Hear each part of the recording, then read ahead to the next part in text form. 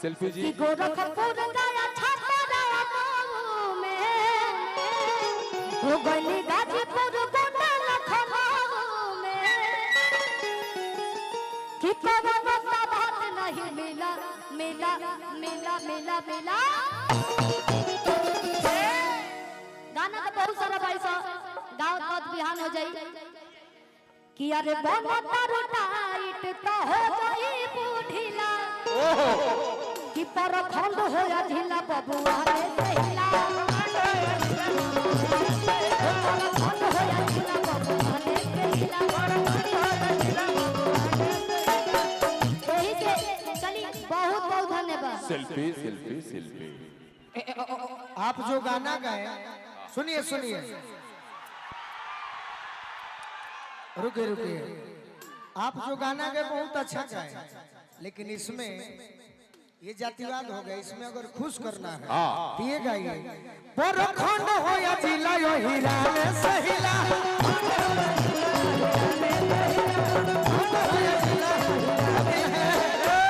बोलू बाबू इहो गलत रह जा। परखंड हो या जिला प्रशासन से हिला परखंड हो या जिला प्रशासन से हिला। प्रशासन से बड़ा कोई नहीं है। मैं सम्मान करता हूँ अपने भारत के प्रशासन। देखिए भैया भैया ये तो हम जन गाना गले रहनी वो गनी हो लेकिन अब वो गाना होई जे लोग बैठल बा सुने खातिर कि गोरखपुर गया छपरा में कि गनी गाजीपुर गोंडा लखनऊ में कि कौनो बात नहीं मिला मिला मिला मिला मिला कि बनता टाइट तो हो जाई ढीला ढीला कि परखंड हो या ढीला वही ढीला परखंड हो या ढीला वही परखंड हो या ढीला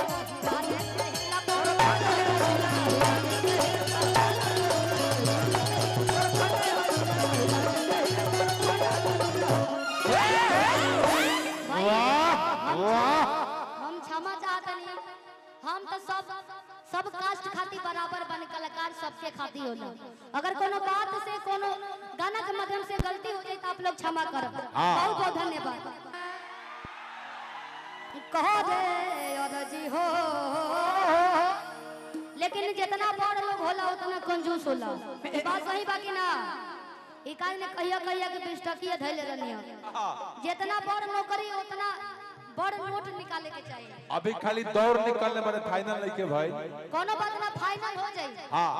ई बाबा के आशीर्वाद से और भाई जितना भी लोग बैठल बा सबके आशीर्वाद मिलल बा। वाह अच्छा कि पिया भैला गुलाबी के हो फूल कि छोड़ी गगना हरी में हरिया कि पिया भैला गुलाबी के हो फूल। आप लोग YouTube पे देखा था नहीं देखा लेकिन कहे था कि नौकरी लगी तोहरा दरबार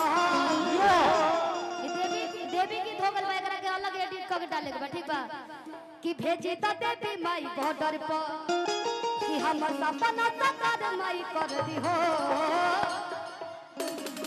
यहाँ के गाना के फैन रहनी तबे नहीं हो कि यार मिला भर हम जनुआ अरे यार दी हो अरे यार मिला भर